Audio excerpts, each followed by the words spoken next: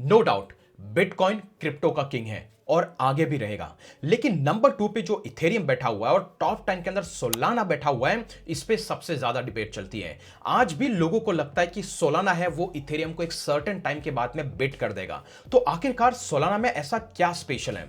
अगर आप total market cap की बात करें तो इथेरियम जो कि करीब करीब $300 बिलियन के आसपास में है और सोलाना जो कि $80 बिलियन के आसपास है। अगर इसको मैं टोटल मार्केट कैप से कंपेयर करूं तो पूरा मार्केट का 9% के आसपास पैसा इथेरियम में है और रफली 2.5% के आसपास पैसा सोलाना में है। तो सोलाना में ऐसा लोगों को क्या खास दिखा जिसकी वजह से आज ये मैसिव पॉपुलैरिटी गेन कर चुका है? अगर हमने ट्रंप टोकन की बात की, जहां पर डोनाल्ड ट्रंप ने अपना खुद का मीम कॉइन लॉन्च किया, वो किया था सोलाना पे। जब आपने दिसंबर या फिर 2024 के एंड में जितने भी मीम टोकन्स लॉन्च होते वो देखे थे, वो सारे के सारे सोलाना पे लॉन्च हुए थे। और यही एक रीजन था कि सोलाना ने मैसिव पॉपुलैरिटी गेन की है और लोगों को लग रहा है कि ये टोकन आगे और मैसिव एक्सप्लोड करेगा और एक सर्टेन टाइम पे आकर के इथेरियम को भी बिट कर देगा। लेकिन आपको स्पेक्यूलेशन पे काम नहीं करना है, आपको समझना है फंडामेंटल। लोग ऐसा क्यों बोल रहे हैं? आखिरकार सोलाना और इथेरियम में क्या ऐसी खास बात है जो लोगों को दोनों का एक स्ट्रॉन्ग राइवलरी समझ रही है?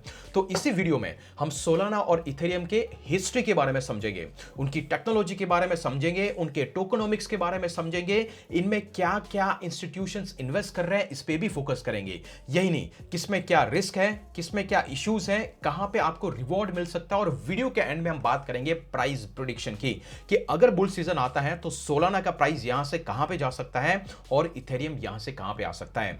यह वीडियो एक कंप्लीट डिटेल फंडामेंटल एनालिसिस होगा, क्योंकि इस चैनल पे हम बात करते हैं लॉन्ग टर्म वेल्थ बिल्डिंग की, ना कि शॉर्ट टर्म में मनी लूज करने की। तो आप भी मेरी तरह लॉन्ग टर्म वेल्थ बिल्ड करना चाहते हो तो सबसे पहले काम करो, जो भी चैनल पे आपको बटन दिख रहे हैं स्पेसिफिकली लाइक और सब्सक्राइब और नोटिफिकेशन आइकन का उसको इनेबल कर दो, ताकि ऐसी डिटेल रिसर्च वीडियो आप तक टाइम पे पहुंच जाए। और थैंक यू वेरी मच जो आपने पिछले 2 वीडियो में जो जबरदस्त प्यार दिया है, बस इसी को हम कंटिन्यू करेंगे और आप तक वो सारी चीजें पहुंचाएंगे जिसकी आपको इन नीड है। तो बिना किसी फर्दर डिले के चलिए शुरुआत करते हैं। सबसे पहले हम बात करेंगे हिस्ट्री की, विच मींस कि आखिरकार इनका जन्म कैसे होता है। सबसे पहले हमें पता है कि बिटकॉइन आता है 2009 के अंदर, एक व्हाइट पेपर निकल के आता है जो हमें ब्लॉकचेन टेक्नोलॉजी से अवेयर करवाता है। एक ऐसी टेक्नोलॉजी जहां पर आप पीयर टू पीयर ट्रांजैक्शन कर सकते हो बिना किसी थर्ड पार्टी के, लेकिन बिटकॉइन का सिर्फ एक पर्पज है, वो है ट्रांजैक्शन। विच मींस कि मेरे पास बिटकॉइन है, मैं आपको बेच सकता हूं, आप मुझे बेच सकते हो, दैट्स ऑल। इसके अलावा आप कुछ नहीं कर सकते। लेकिन इससे ब्लॉकचेन टेक्नोलॉजी बहुत ही पॉपुलर हुई कि आप ऐसा एक डिसेंट्रलाइज्ड ट्रांसपेरेंट सिस्टम बना सकते हैं, इस पे किसी का कंट्रोल नहीं है और ये आपके डेटा को एक जगह से दूसरी जगह भेज सकता है। तो इसी ब्लॉकचेन टेक्नोलॉजी को और अच्छे तरीके से यूज करने के लिए 2015 में विटालिक ब्यूटेरिन नाम के एक बंदा लेकर के आता है और वो बोलता है कि इस ब्लॉकचेन को आप प्रोग्राम कर सकते हो। एक डिसेंट्रलाइज्ड टेक्नोलॉजी होगी, जैसा कि एक स्मार्टफोन, जहां पर आप अपने हिसाब से एप्लीकेशन को डिजाइन कर सकते हो और उसके अंदर एक ऐसा कॉन्ट्रैक्ट फिट कर दो ताकि वो ब्लॉकचेन में प्रिंट करता रहे और इसे कोई भी अल्टरनेट या फिर यहां से रीराइट नहीं कर पाए। तो यहीं से इथेरियम पॉपुलर होता है और ये मैसिव ग्रोथ को गेन करता है और आज ये नंबर 2 पे बैठा है। लेकिन इसकी सबसे बड़ी प्रॉब्लम थी, वो थी स्केलेबिलिटी या फिर स्पीड। विच मींस कि अगर आप इथेरियम के ब्लॉकचेन को यूज करते हो तो आप 1 सेकंड में 15 से 30 ट्रांजैक्शन आप क्लियर कर पाते हो, उससे ज्यादा नहीं। लेकिन फ्यूचर में जिस तरीके से चीजें बढ़ रही हैं, आपको millions of transactions every single second में प्रोसेस करने होंगे और इसी प्रॉब्लम को एड्रेस करते हुए 2020 में एक नया ब्लॉकचेन का जन्म होता है, दैट इज कॉल्ड सोलाना। जी हां, सोलाना का प्राइमरी फोकस था कि मैं फास्टेस्ट ब्लॉकचेन दूंगा और एक ऐसी ब्लॉकचेन जो बहुत ही फास्ट और बहुत ही चीप है, और यहीं से इसने मैसिव पॉपुलैरिटी गेन की। और हमने देखा कि पिछले साल में क्या क्या हमें देखने को मिला है। डोनाल्ड ट्रंप ने अपना मीम टोकन इस पे लॉन्च किया। सारे के सारे मीम टोकन, नो मैटर आप किसी का भी नाम ले लो, जैसे SPX हो गया, आप गीगा चैट हो गया, बहुत सारे ऐसे टोकन्स हैं, मीम करेंसीज हैं, मीम टोकन्स है, वो कंप्लीटली सोलाना के ब्लॉकचेन पे ही लॉन्च हुए और यहीं से इसकी पॉपुलैरिटी गेन हुई और आज की डेट में ये टॉप 7 या फिर टॉप 10 क्रिप्टो करेंसी की लिस्ट के अंदर आता है। तो ये तो था एक बेसिक ओवरव्यू। लेकिन हमें जो समझना है वो है इसके पीछे की टेक्नोलॉजी, और इसे टेक्नोलॉजी को समझने के लिए यहां पर हमें 3 फैक्टर्स पे काम करना है। सबसे पहले बात करने की आखिरकार इथेरियम वर्सेस सोलाना के अंदर किस तरीके से टेक्नोलॉजी काम करती है। तो इथेरियम जो कि प्रूफ ऑफ स्टेक के मैकेनिज्म पे काम करता है, विच मींस क्या, मान लीजिए कि आप मुझे कोई पैसा भेज रहे हैं तो बीच में कोई तो वैलिडेटर होगा, वो वैलिडेटर आपके ट्रांजैक्शन को क्लियर करेगा, वेरीफाई करेगा, तभी तो आपका पैसा मेरे पास आएगा। तो ये जो प्रूफ ऑफ स्टेक का मैकेनिज्म इथेरियम ने लॉन्च किया पहली बार, और इसके अंदर उन्होंने कुछ इस तरीके से इंट्रोड्यूस किया कि अगर मेरे पास 32 इथेरियम है तो मैं इसको किसी तिजोरी में रख दूंगा जो कि यहां पर इथेरियम की तिजोरी होगी, और अगर आपने वहां पर रख दिया तो आप एक तरीके से वहां पर वैलिडेटर की तरह काम कर सकते हो। सिमिलरली हजारों लाखों लोगों ने तिजोरी के अंदर अपना पैसा रखना चालू किया और ये सब के सब मिलके बन गए वैलिडेटर। तो जब भी आप मुझे पैसे भेजोगे तो यही में से कोई ना कोई बंदा रैंडमली, जो कि इथेरियम का ब्लॉकचेन डिसाइड करेगा, डिपेंड्स कि आपने कितना पैसा स्टॉक किया है, कई तरीके की लॉटरी लगती है, और जिसका नाम आता है वो फटाफट से ट्रांजैक्शन को वेरीफाई करता है, एक ब्लॉक क्रिएट करता है और आपका पैसा मुझ तक पहुंच जाता है। और उस पैसे के साथ में जो भी ट्रांजैक्शन फीस जुड़ी हुई है या फिर उसके साथ में जो भी नया इथेरियम का टोकन बनेगा वो उस वैलिडेटर को एज अ बोनस की तरह दिया जाएगा। तो ये कहलाता है प्रूफ ऑफ स्टेक का मैकेनिज्म जो कि लेकर के आया इथेरियम। अभी ये बहुत अच्छा चला, एटलीस्ट जो प्रूफ ऑफ वर्क का मैकेनिज्म था इनका पहला वाला, जहां पर आपको बिटकॉइन की तरह भारी भरकम सीपीयू रखना पड़ता था जो कि प्रोसेसिंग करता था, उससे ये 99% एनर्जी एफिशिएंट हो गया, क्वाइट फास्ट हो गया, और सबसे इंपॉर्टेंट चीज, आप और हम जैसे कोई भी बंदा इसका वैलिडेटर बन सकता था। लेकिन इसके साथ में एक प्रॉब्लम थी, और प्रॉब्लम ये थी कि अगर आप मुझे यहां पर भेज रहे, अगर लाखों लोग मिलकर के एज अ वैलिडेटर की तरह काम करें तो थोड़ा स्लो हो गया, क्योंकि नेटवर्क को पता लगाना है कि भाई इसको लॉटरी लगा है, फिर इस बंदे को देगा, फिर वो बंदा उस ट्रांजैक्शन को क्लियर करेगा, तो इस सब काम होने में 10 से 12 सेकंड का टाइम लग जाता है। इसी प्रॉब्लम को फिक्स करता है सोलाना, क्योंकि वो फास्टेस्ट चेन था। तो फास्टेस्ट बना कैसे, उसने एक मैकेनिज्म लेके आया, प्रूफ ऑफ हिस्ट्री। इसमें उसने भी बोला कि आपको आपका सोलाना हमारी तिजोरी में रखना होगा, लेकिन तिजोरी में रखने के बाद में मैं यहां पर रोटेशन पे एक बंदे को एज अ लीडर असाइन करूंगा, और ये लीडर हर 30-40 सेकंड के अंदर, हर एक सेकंड के अंदर चेंज होता रहेगा। और लीडर का काम क्या है, जो भी ट्रांजैक्शन हो रहे हैं उनका टाइमिंग नोट करना है, उस टाइमिंग के साथ में उनको एक सीक्वेंस में सेट कर देना है कि ये पहला आया आगे खड़ा रहेगा, दूसरा वाला उसके आगे जुड़ेगा। तो ये जो सीक्वेंसिंग का प्रोसेस हो गया, इसके बाद सबको बता देगा कि मैंने सीक्वेंसिंग सेट कर दी है, ट्रांजैक्शन वेरीफाइड है, एंड देन ये ट्रांजैक्शन प्रोसेस हो जाता है। तो ये इथेरियम के कंपैरिजन में बहुत ही जबरदस्त टेक्नोलॉजी निकली, जहां पर आपका स्पीड और प्रोसेसिंग बहुत ही ज्यादा बढ़ गया। और यही वो रीजन था जिसकी वजह से सोलाना है वो एक नेक्स्ट लेवल का स्पीड का मैकेनिज्म इसके साथ में आ गया है। और यहीं से निकल के आता है नंबर 2, विच इज स्पीड। जब अगर स्पीड की बात करें तो इथेरियम जो कि 15 से 30 ट्रांजैक्शन एवरी सेकंड क्लियर करता है, और हमें देखने को मिला है कि ये एक दिन के अंदर 1 से 1.5 मिलियन के आसपास यहां पर ट्रांजैक्शन हुए हैं। लेकिन इसी को अगर यहां पे सोलाना से कंपेयर करते हैं, उसकी ऑफिशियल साइट पे आप जाकर के देखते हैं, इन्होंने स्पेसिफिकली लेके रखा है कि हम यहां पे फास्टेस्ट ब्लॉकचेन है एट द मोमेंट, ये 4000 ट्रांजैक्शन पर सेकंड क्लियर कर रहे हैं। अगर इसको कंपेयर करेंगे आपको, तो आपको ऐसा कुछ समझ में आएगा कि भाई एक को आप स्कूटर है तो दूसरा आपके पास रॉकेट है। एक रॉकेट है, यहां पे सोलाना है जो कि फुल और फास्टेस्ट स्पीड के अंदर ट्रांजैक्शन को क्लियर कर रहा है, और वो भी लार्ज क्वांटिटी के अंदर। लेकिन वही इथेरियम अटका पड़ा है कि वो मैक्स टू मैक्स 15 से 30 ट्रांजैक्शन पर सेकंड यहां पे क्लियर कर पा रहा है। और आप इसको देख सकते हैं, ये तो करंट यूज केस है रियल टाइम के अंदर, लेकिन इसकी स्केलेबिलिटी इतनी जबरदस्त है कि ये करीबन 4 से 5 मिलियन ट्रांजैक्शन पर सेकंड के आसपास पे क्लियर कर सकता है, which is the capacity of this blockchain. जबकि आज के डेट में रियल टाइम इसका जो यूज केस है वो 3 से 4000 ट्रांजैक्शन के आसपास ही है, लेकिन ये स्केलेबल है, अगर जरूरत पड़ेगी तो ज्यादा ट्रांजैक्शन भी क्लियर कर देगा। और लेकिन सबसे इंपॉर्टेंट चीज है वो है ट्रांजैक्शन फीस। जी हां, यही वो एक ऐसा मैटर या फिर फैक्टर है जिसकी वजह से आज डेट में मोस्ट ऑफ द लोग जो एप्लीकेशन को बिल्ड करना चाहते हैं या फिर कर रहे हैं, वो कर रहे हैं सोलाना के ब्लॉकचेन पे।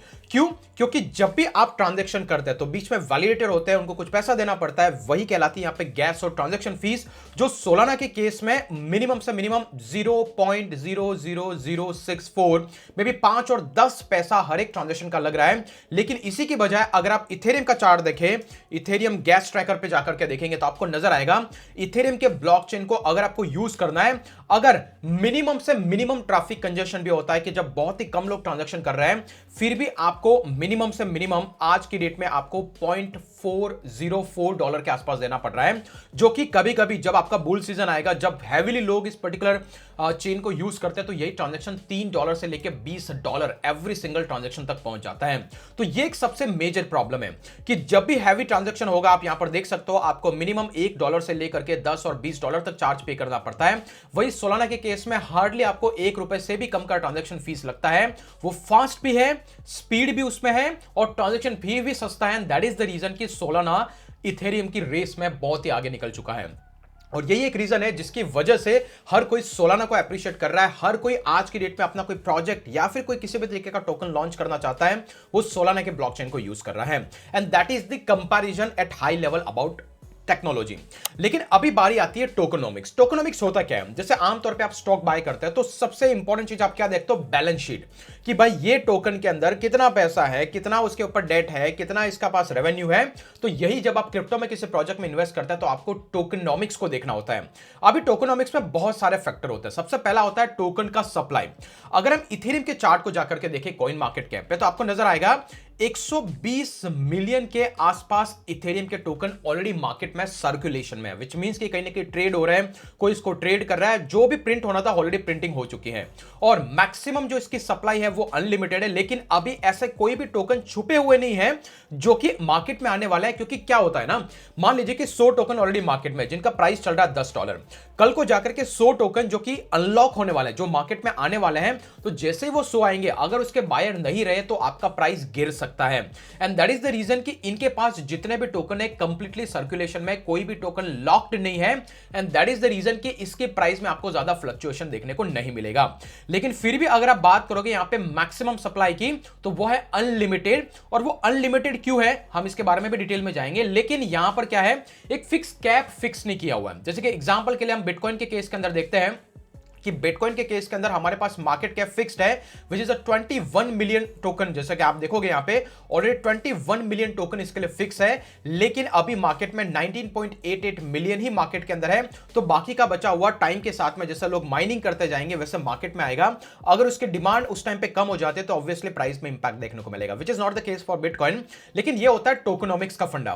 तो इस केस में इथेरियम के अंदर कुछ भी नया टोकन मार्केट में नहीं आने वाला है। लेकिन अगर आप सोलाना का कंपैरिजन करें, आपको नजर आएगा सर्कुलेशन में 534 मिलियन और इसकी टोटल सप्लाई है 604 मिलियन, विच मींस कि अभी की डेट में मार्केट में ऑलरेडी 600 मिलियन के आसपास टोकन टोटल सप्लाई के अंदर है। लेकिन जो लोग ट्रेड कर पा रहे हैं वो है सिर्फ 534 मिलियन। तो ये बाकी का 70 मिलियन कभी भी मार्केट में आ सकता है। और जब भी आएगा, अगर उस टाइम पे सोलाना की डिमांड कम रही तो चांसेस आर वेरी हाई कि आपको प्राइस में फ्लक्चुएशन देखने को मिलेगा। लेकिन द बेस्ट पार्ट, आप पूछोगे 70 मिलियन टोकन है कहां पे? जब मैंने इसका डेटा क्रिप्टो रैंक पे जाकर के देखा तो यहां से टोकन अनलॉक्स का स्ट्रक्चर आपको देखने को मिलेगा। जो भी क्रिप्टो में लॉन्ग टाइम से आपको पता रहेगा कि FTX के नाम से क्रिप्टो करेंसी का जो एक्सचेंज था वो बैंकरप्ट हो गया था। तो जो इनिशियल इन्वेस्टर था सोलाना में वो था FTX और उसकी एक सब्सिडरी थी अर्मांडा करके। तो इन्होंने ऑलरेडी सोलाना के बहुत सारे टोकन इनको इनिशियली जब सोलाना बना था इनको मिले थे। वो करीबन 60 से 70 मिलियन के आसपास टोकन थे। लेकिन आज वो बैंकरप्ट हो गया। तो वो सारा का सारा टोकन जब इन्होंने स्टेक किया था, मैंने कहा था ना, जब भी आपको एक वैलिडेटर बनना है तो ये टोकन आपको कोई तिजोरी में सेव करना पड़ता है और कुछ टाइम के बाद, एक तरीके की FD है वो, FD आपने करवाई तो कुछ टाइम के बाद वो मार्केट से निकल सकता है। तो वही 60 और 70 मिलियन जो आपको मिसिंग लग रहा है वो यही है जो कि अनलॉक होने वाला है। तो अनलॉक का स्केड्यूल आपको यहां पर दिख जाएगा, जैसे कि आपको नजर आ रहा है। कंटिन्यूअस 6 साल तक सोलाना के टोकन मार्केट में आते रहेंगे। कौन कौन से टोकन आएंगे? जैसे आपको नजर आ रहा है जुलाई 7, 2025 को करीब करीब 69 मिलियन वर्थ के सोलाना के टोकन मार्केट में आएंगे, करीबन 4,72,000। और ये सारे के सारे वही टोकन है जो इस पर्टिकुलर कंपनी ने स्टेक किया था, तो अभी टाइम के साथ में रिलीज हो रहे हैं। एट द मोमेंट कोर्ट है जो इस चीज को देख रही है। तो जो भी रिलीज हो रहा है उससे जो पैसा बन रहा है, तो FTX क्रिप्टो करेंसी एक्सचेंज पे जो भी लोगों का पैसा डूब गया था बस उन्हीं को वापस पेड आउट किया जाएगा। लेकिन यहां से आपको स्केड्यूल दिख रहा है कि यहां पर हर एक टोकन लॉन्च हो रहा है। लेकिन इतना नहीं है, 0.03% ऑफ मार्केट कैप के आसपास लॉन्च हो रहा है। तो ये इजीली एब्जॉर्ब हो जाएगा और एक बार में सारे टोकन लॉन्च नहीं हो रहे, थोड़े थोड़े करके मार्केट में हो रहा है। बट यस, रिस्क डेफिनेटली है कि ये टोकन जब मार्केट में आएंगे तो किसी न किसी को इन टोकन को परचेज करना होगा, होल्ड करना होगा, तभी उसकी प्राइस एप्रिशिएट होगी। तो ये एक कंसर्न है in terms of the Solana, जहां पर इथेरियम विन करता है। और यहां पे भी आप मैक्सिमम सप्लाई देंगे अनलिमिटेड, और यहीं पे सोलाना के अंदर भी अगर आप मैक्सिमम सप्लाई को देखोगे तो अनलिमिटेड लिमिटेड है, लेकिन इनका एक मैकेनिज्म है जिसके थ्रू यहां पर प्राइस को एप्रिशिएट किया जा सकता है, जो कि हम आगे की तरफ में जाएंगे।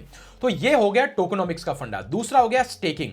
अगर आज की डेट में जितने भी सोलाना के टोकन मार्केट के अंदर है, उस टोकन का 60 से 70% टोकन ऑलरेडी स्टेक्ड किया हुआ है, विच मींस कि तिजोरी के अंदर फिट है, वो मार्केट के सर्कुलेशन सप्लाई के अंदर नहीं है। और अगर पैसा तिजोरी के अंदर फिट है, मार्केट में अवेलेबल नहीं है ट्रेड के लिए, तो उसकी डिमांड बढ़ती जाती है, which is the beauty of a Solana. जब इसी को अगर आप इथेरियम से कंपेयर करोगे तो उसका सिर्फ 30% स्टेक्ड है, बाकी का सारा फंड मार्केट में कहीं ना कहीं ट्रेड हो रहा है। तो इसी वजह से सोलाना का प्राइस एप्रिशिएट हो रहा है कि इवन दो इसके इतने सारे टोकन्स है जो मार्केट के अंदर है, अगर हम इथेरियम को कंपेयर करें 120 मिलियन है, सोलाना को कंपेयर करें 604 मिलियन के आसपास है, 5 गुना ज्यादा है, फिर भी इसकी प्राइस कंपैरेटिवली $150-200 के आसपास में है। ऑल बिकॉज के 60 से 70% इसके जो टोकन है वो ऑलरेडी स्टेक्ड है। और ये स्टेकिंग अलग अलग से होती है, कुछ लोगों को वैलिडेटेड बनना है, तो कुछ लोगों को किसी DeFi एक्सचेंज पे जाकर के स्टेक करना है। अगर मैं इस पर्टिकुलर चार्ट को देखता हूं सोलाना का, आप देख सकते हो कि यहां पे सोलाना के टोकन कंटिन्यूअसली लोग यहां पे स्टेक करते हुए जा रहे हैं, विच मींस कि ज्यादा लोगों का कॉन्फिडेंस है, वो अपना पैसा तिजोरी में एफडी की तरह करवा रहे हैं, क्योंकि उनको लग रहा है कि भाई फ्यूचर में डेफिनेटली हमें इस पे ज्यादा इंटरेस्ट मिलेगा, और ये नंबर बढ़ता ही जा रहा है। और आज की डेट में $8 बिलियन के आसपास वर्थ का सोलाना ऑलरेडी स्टेक्ड है, लेकिन इसी को आप इथेरियम से कंपेयर करोगे यहां पे $65 बिलियन है। ऑफ कोर्स क्योंकि इसकी क्वांटिटी ज्यादा है, पुराना है, इस पे बहुत ज्यादा लोगों का ट्रस्ट है। और यहां पर आप देख सकते हो कि अगर इसके टोकन की बात करो तो यहां पे भी स्टेकिंग टाइम के साथ ही बढ़ती जा रही है। तो यहां से समझ में आ रहा है कि दोनों का स्ट्रॉन्ग फंडामेंटल है, दोनों पे लोगों का जबरदस्त ट्रस्ट है, जिसकी वजह से ये प्राइसिंग में आपको डेफिनेटली स्टेकिंग देखने को मिल रहा है। नेक्स्ट वन आता है इन्फ्लेशनरी और डिफ्लेशनरी। जैसे एक सरकार होती है, वो करेंसी प्रिंट करते रहती है, जैसे इंडियन गवर्नमेंट बार बार INR को प्रिंट करता रहेगा, तो क्या होगा, आज जो 10 रुपए के लिए आपको एक ब्रेड का पैकेट मिल जाता है, कल उसी ब्रेड के पैकेट के लिए आपको 100 रुपए देने पड़ते हैं। इन्फ्लेशन, महंगाई बढ़ती जाती है। तो अगर यही एक की है जिसकी वजह से किसी करेंसी का प्राइस और कम और ज्यादा होता रहता है।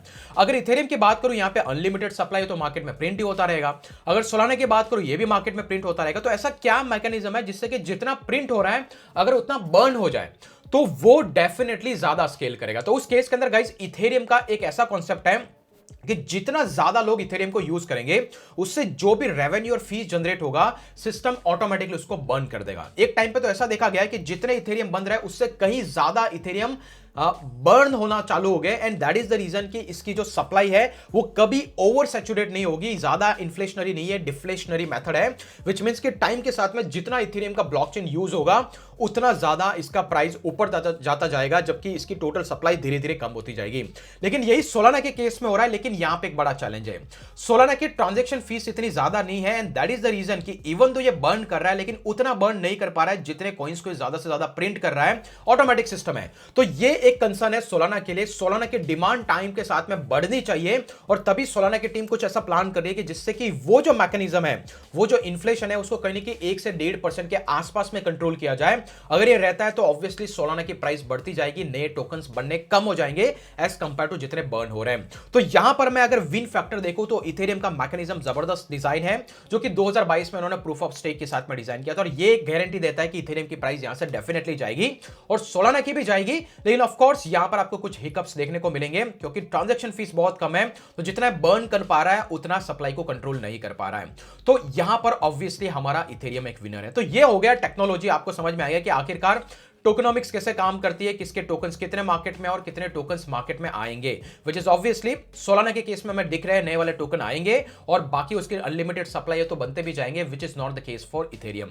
अभी बारी आती है डिसेंट्रलाइजेशन। एक ब्लॉकचेन का यूज केस क्या है, जिसपे किसी सेंट्रल अथॉरिटी का कंट्रोल नहीं है, यही तो होता है डिसेंट्रलाइजेशन। उस केस में अगर हम सोलाना की बात करें, तो सोलाना के अंदर अगर मार्केट के अंदर इसके वैलिडेटर देखें आज की डेट के अंदर, तो करीबन 1000 के आसपास नोड्स है जो इन ट्रांजैक्शन को वैलिडेट करते हैं, जो कि बहुत ही कम होते हैं, विच मींस कि 1000 ऐसे पूल है या फिर कंपनीज है जो सोलाना के ब्लॉकचेन पे ट्रांजैक्शन को वैलिडेट एज ए बैंक की तरह, मिडिल लेयर की तरह काम करती है। लेकिन यही नंबर अगर आप कंपेयर करके देखें इथेरियम के साथ में, उसके पास करीब करीब 10 लाख से भी ज्यादा ऐसे डिफरेंट नोड्स है जो कि इथेरियम के ट्रांजैक्शन को वेरीफाई करते हैं। और यही एक सरप्राइजिंग और शॉकिंग फैक्ट है कि आपको इथेरियम के केस के अंदर करीब करीब 1 मिलियन के आसपास लोग एज अ नोड की तरह काम कर रहे हैं। 5000 से ज्यादा यहां पे डिसेंट्रलाइज ऐप बनी हुई है और सिमिलरली सोलाना पे सिर्फ 1400 से 1400 वैलिडेटर के आसपास है और 400 के आसपास डिसेंट्रलाइज ऐप है। लेकिन आपको जानने की जरूरत है, ये 2015 से एक्टिव है, ये 2020 से एक्टिव है। एंड द इंपॉर्टेंट पार्ट कि जिस तरीके से सोलाना जिस स्पीड से ग्रो कर रहा है वो इतना कॉम्पिटिटिव है कि कहीं इथेरियम को डिसेंट्रलाइज ऐप की कैटेगरी में वो बीट कर सकता है।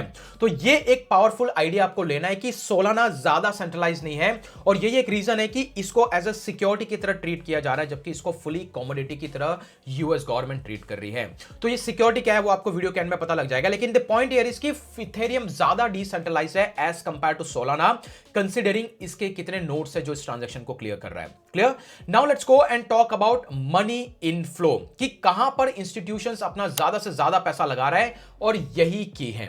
अगर इसके लिए हम कॉइन मार्केट कैप पे जाते हैं, अगर आप क्रिप्टो करेंसी के सेक्शन में जाएंगे और यहीं पर अगर आप क्रिप्टो ईटीएफ के सेक्शन के अंदर जाते हैं, सबसे इंपॉर्टेंट पार्ट होता है कि कोई भी करेंसी कैसे मार्केट में बढ़ेगी, उस पर कितना इन्वेस्टमेंट हो रहा है। अगर आप इथेरियम को जाके देखें तो इथेरियम बैक इन 2024 के अंदर इसका खुद का ईटीएफ लॉन्च हो चुका था and that is the reason कि आज की डेट में आपको बहुत सारा पैसा इथेरियम में फ्यूज होता हुआ दिखाई दे रहा है। जैसे अगर मैं इथेरियम के ईटीएफ पे जाता हूं तो करीब करीब आपको नजर आ रहा है कि यहां पर जुलाई 3 को 148 मिलियन डॉलर के आसपास लोगों ने इथेरियम के अंदर ईटीएफ में लॉन्च किया हुआ है, विच मींस कि एक्सचेंज पे इसके फंड ट्रेडेड हो रहे हैं। और अगर इसको थोड़ा सा आप नीचे की तरफ जाकर के देखेंगे, आपको यहां पर भी नजर आएगा कि कितने सारे लोग हैं, विच इज रफली अराउंड 11 बिलियन डॉलर जितना फंड पिछले 30 दिन के अंदर इथेरियम के अंदर इन्वेस्टर इंस्टीट्यूशन का पैसा यहां पर आया है, या फिर एक तरीके से जो ईटीएफ होते हैं जो कि स्टॉक मार्केट पे ट्रेड किया जाता है, एंड वो सबसे ज्यादा हुआ है यहां पर इथेरियम में। ऑब्वियसली सोलाना का ईटीएफ का न्यूज कल ही आया है। अगर आप यहां पे देखेंगे सोलाना ईटीएफ न्यूज, तो आपको नजर आएगा कि भाई सोलाना का ईटीएफ कल ही लॉन्च हुआ है। तो ये भी उसी रेस में आगे की तरफ बढ़ रहा है, जो कि आपको 22 घंटे पहले की न्यूज देख रही है कि ऑलरेडी सोलाना का एक ईटीएफ अप्रूव्ड हो चुका है और उस पर भी अभी मार्केट का पैसा आने वाला है। तो दोनों के ईटीएफ आज की डेट में लॉन्च हो चुके हैं, लेकिन इथेरियम का ईटीएफ बहुत पुराना है, तभी उसमें ज्यादा से ज्यादा पैसा आया और उसका प्राइस हमें अप्रिशिएट देखने को मिला है। लेकिन इसके अलावा अगर हम दूसरी बात करें कि भाई इथेरियम के केस के अंदर कौन कौन सी कंपनीज है जो इथेरियम के ब्लॉकचेन को यूज कर रही है, तो पेपाल जिसने अपना स्टेबल कॉइन का टेस्टिंग इथेरियम के ऊपर किया है, वीजा कार्ड इथेरियम को यूज कर रही है, गूगल क्लाउड तो एक खुद ही नोड रन करता है इथेरियम के ट्रांजैक्शन को रन करने के लिए। सिमिलरली नास्टेक की बहुत सारी कंपनीज हैं जो कि इथेरियम के अंदर इन्वेस्ट कर चुकी है या फिर इथेरियम को अपना स्ट्रेटेजिक रिजर्व बना चुकी है। और यहां तक कि नास्टेक की बहुत सारी कंपनीज इथेरियम को अपना स्ट्रेटेजिक रिजर्व का पार्ट बना चुकी है। जैसे कि यहां पे स्क्रीन पे आपको दिख रहा है इथेरियम फाउंडेशन के पास में करीबन कितना इथेरियम है, लेकिन यहीं पर आपको दिखाई देगा यूएस गवर्नमेंट भी इथेरियम को होल्ड करती है। सिमिलरली कॉइनबेस जो कि नास्डेक पे लिस्टेड एक कंपनी है, उसने तो अपना इथेरियम का ऑलरेडी एक तरीके से स्ट्रेटेजिक रिजर्व बना के रखा है। गोलेम फाउंडेशन ने यहां पे बना के रखा है। सिमिलरली आर्बिट्रम तो ऑफ कोर्स यहां पे इसका ब्लॉकचेन है, लेकिन आपको यहां पे नजर आएगा कि इथेरियम के बहुत सारी कंपनीज अपना स्ट्रेटेजिक रिजर्व बना के रख चुकी है।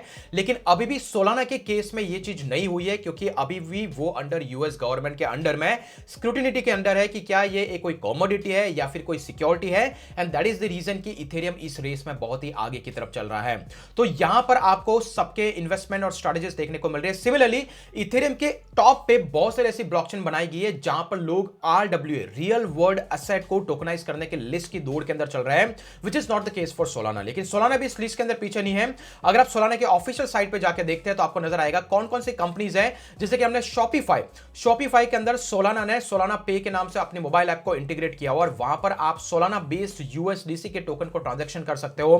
गेमिंग की बहुत सारी ऐप लॉन्च है, इस पे बहुत सारे एनएफटीज बने हुए हैं। डीफाई का इतना सॉलिड प्लेटफॉर्म नहीं है, लेकिन ऑब्वियसली यहां पे काम चल रहा है। लेकिन आपको नजर आएगा कि इन्होंने भी बहुत सारी कंपनीज के साथ में टाई अप करके रखा है। बहुत सारी कंपनीज सोलाना के ब्लॉकचेन को यूज कर रही है और शॉपिफाई ने इंटीग्रेट किया है, स्ट्राइप ने यूएसडीसी को इंटीग्रेट किया है, वीजा भी अपने स्टेबल कॉइन को सोलाना के ब्लॉकचेन पे लॉन्च कर रही है क्योंकि सस्ता है और फास्ट है। तो यहां पर आपको चेंज देखने को मिलेगा। ईटीएफ के केस में मैंने बताया कि कहां पे किसका ईटीएफ लॉन्च हो चुका है। सिमिलरली अगर हम ऑन चेन वॉल्यूम की बात करें और अगर इस पर्टिकुलर डेटा पे आप जाकर के देखेंगे तो आपको नजर आएगा कि यहां पर टोटल वैल्यू लॉक्ड की बात करें इथेरियम के केस में ये करीबन 65 बिलियन डॉलर के आसपास में है, जबकि ये सोलाना के केस में 8 बिलियन डॉलर है। तो 5 टाइम्स ज्यादा पैसा लॉक्ड है in the Ethereum blockchain as compare to Solana. तो कहीं ना कहीं इथेरियम पुराना चेन है तो उसका डेटा भी हमें दिख रहा है, लेकिन सबसे बड़ा कैटलिस्ट हमें देखने को मिला है कि आज की डेट में जितने भी मीम टोकन्स जो लॉन्च हो रहे हैं, जो भी इजी टू एक्सेसिबल है, वो सब के सब सोलाना के ब्लॉकचेन पे लॉन्च हो रहा है, क्योंकि वो फास्ट है,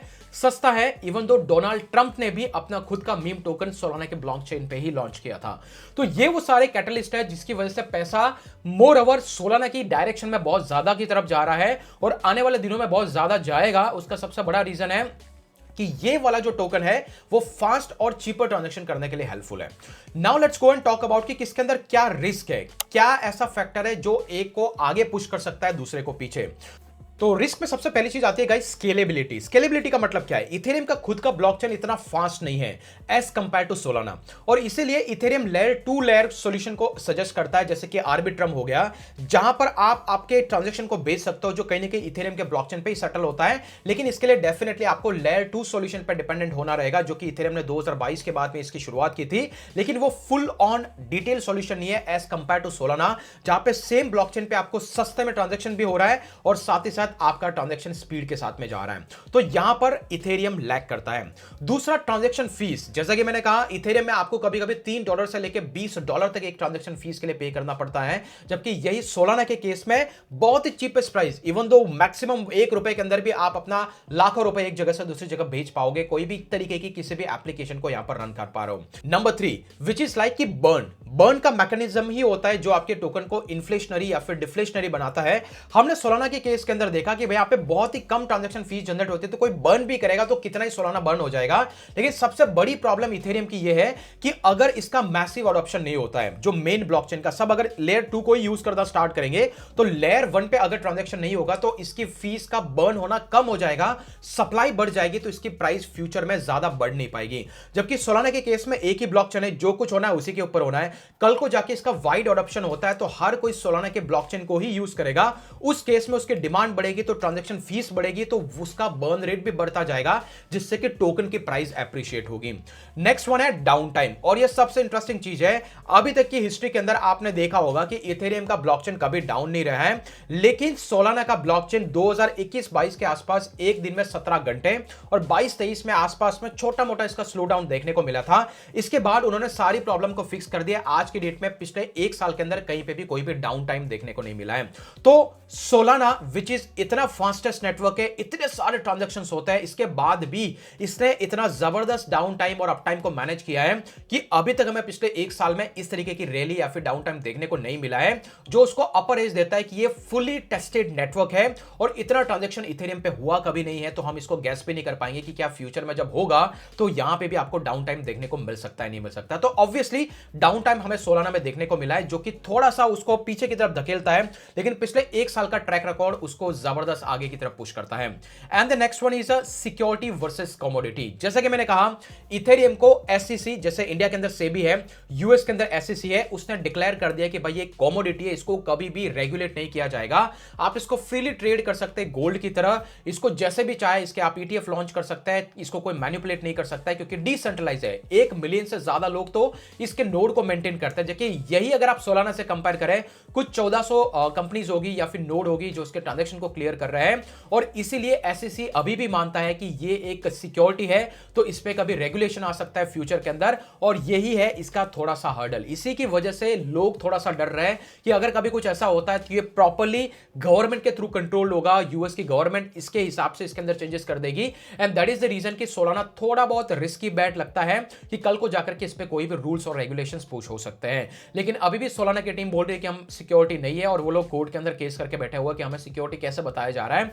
टाइम ही बताएगा कि आखिरकार ये क्या है, लेकिन इसका ईटीएफ लॉन्च हो चुका है, विच इज अ रिलीफ, और लेट्स सी कि यहां से ये आगे किस तरफ जाएगा। तो ये था सारा data all about history, tokenomics, technology, decentralisation, money कहां पे आ रहा है, रिस्क किसमें है, इश्यूज किसमें है। लेकिन सबसे इंपॉर्टेंट बात वो है प्राइस प्रेडिक्शन। ओके, और सबसे इंपॉर्टेंट चीज अभी निकल के आती है कि आखिरकार बुल सीजन में इसका प्राइस कहां पे जाएगा। इसको समझने के लिए सबसे पहले हम बिटकॉइन के प्राइस के मूवमेंट को समझते हैं। अभी बिटकॉइन आपको दिख रहा है यहां पे 1,06,000 के आसपास है, और according to this prediction bitcoin यहां से $1,80,000 के आसपास, $70,000 से $80,000 के आसपास जाएगा एंड ऑफ द ईयर 2025, जो कि बहुत ही ज्यादा बुलिश है कंसीडरिंग कि पुराने फैक्टर्स क्या है। ऑफ कोर्स इसमें बहुत सारा मैक्रो डिपेंड करता है, लेकिन मैंने यहां पर एक कंजर्वेटिव अप्रोच लिया कि यहां से अगर बिटकॉइन 20% अप होता है तो $1,40,000 के आसपास में जाएगा। सारा डेटा मैंने चैट जीपीटी के अंदर डाला और चैट जीपीटी से पूछा कि भाई तू मुझे प्रेडिक्शन करके बता कि क्या लगता है कहां से कहां प्राइस पहुंचेगा। तो जब मैंने इसको पूछा तो यहां पर हमने $1,40,000 बिटकॉइन का प्राइस रखा। तो अगर जितने बिटकॉइन मार्केट में है 19.7 मिलियन मार्केट के अंदर है, उसको मल्टीप्लाई करें तो बिटकॉइन का टोटल मार्केट कैप बनेगा $2.76 ट्रिलियन के आसपास। और हमने पास में देखा है कि जब भी बुल रन आता है तो वहां पर बिटकॉइन 40% के आसपास से डोमिनेट करता है, तो ओवरऑल क्रिप्टो का जो मार्केट कैप हो जाएगा वो $7 ट्रिलियन के आसपास में हो जाएगा। लेकिन फिर भी हम कंजर्वेटिव अप्रोच लेके चले कि भाई इस बार 40 के बजाय 50% रहेगा। हमें कैलकुलेट क्यों कर रहे हैं? क्योंकि अगर यहां पे बिटकॉइन के डोमिनेंस इंडेक्स को आप देखें यहां पे, तो आपको नजर आएगा कि जब भी पास का जो बुल रन आया था उसमें बिटकॉइन का टोटल मार्केट कैप में कितना शेयर था। अगर आप यहां पर जाकर के देखेंगे स्टार्ट में, आपको नजर आएगा which is this one, bitcoin तब 40% के शेयर पे था, राइट, उस टाइम पे, और इथेरियम 26% के आसपास में था और अदर 30 थे। लेकिन अभी थोड़ा मैक्रो इकोनॉमिक्स चेंज हो चुका है, तो अभी हम कंजर्वेटिव अप्रोच लेके चलते हैं कि भाई इथेरियम रहेगा बिटकॉइन रहेगा 50% मार्केट कैप के हिसाब से $5.52 ट्रिलियन के आसपास में। और उसके अकॉर्डिंगली ऑब्वियसली जब इथेरियम आएगा तो इथेरियम टोटल मार्केट कैप का रफली 20% रहेगा, जो कि आमतौर पे 20 से 30% के आसपास में रहता है। हमने यहां पे कैलकुलेट किया कि भाई तू 15 से 20% के आसपास में रेंज में रहेगा, तो इथेरियम का प्राइस बुल मार्केट में करीब करीब $7,000 से $9,000 की रेंज में रह सकता है। लेकिन अभी जैसे कि हमने कहा कि इथेरियम 9 से 10% के आसपास में है, तो यहां से डबल होगा। लेकिन इसी तरीके से सोलाना का भी तो मार्केट कैप बढ़ेगा, जो अभी 2.5% के आसपास में, फ्यूचर में हम एक्सपेक्ट कर सकते हैं कि डबल होगा, 5% इसका टोटल मार्केट कैप का शेयर रहेगा। तो उस केस में $611 मुझे एक कंजर्वेटिव अप्रोच लगता है कि जो यहां से 4 गुना हो सकता है सोलाना, जब भी बुल सीजन आएगा, जब बिटकॉइन $1,40,000 के आसपास में होगा, इथेरियम $7,000 से $8,000 के आसपास में होगा, तब हमारा सोलाना यहां पर करीब करीब $611 के रेंज के अंदर आपको देखने को मिलेगा। जो कि अभी से अगर हम यहां पर जाके देखें तो ये इथेरियम का करंट मार्केट कैप है। अगर इसको आपको कंपेयर करना है, अगर मैं यहां पे जाता हूं, अगर मैं बोलता हूं कि भाई सोलाना जिसका करंट मार्केट कैप 80 बिलियन के आसपास है, कल को जाकर के ये इथेरियम के मार्केट कैप के पास में पहुंच जाता है, तो प्राइस क्या बनेगा? तो यहां से भी आपको नंबर $563, अभी से रफली 3.85x के आसपास, अभी से रफली 3 से 4 गुना के आसपास में दिख रहा है। तो ये भी इंडिकेटर हमें दिखा रहा है कि भाई यहां से सोलाना जब बिटकॉइन के मार्केट कैप पे आएगा, बिटकॉइन जहां से सोलाना जैसे इथेरियम के मार्केट कैप पे आएगा, इथेरियम वहां से जैसे ऊपर जाएगा, तो अल्टीमेटली $611 के आसपास का रेंज एक कंजर्वेटिव अप्रोच है जब भी बुल रन आता है, जो कि हम आने वाले 6 से 7 महीने में या फिर 1 साल के अंदर एक्सपेक्ट कर सकते हैं। बाकी आप कमेंट करके बताना आपको क्या लगता है कब सोलाना इस प्राइस टैग को हिट करेगा, या फिर सोलाना का प्राइस प्रेडिक्शन क्या होगा, इथेरियम का प्राइस प्रेडिक्शन क्या होगा। लेकिन अगर आपको फंडामेंटल एनालिसिस पसंद आता है, अगर आप एग्जैक्ट डेट जानना चाहते हैं कब अल्ट सीजन आएगा, तो आप इस वीडियो को अभी जाके देख लो।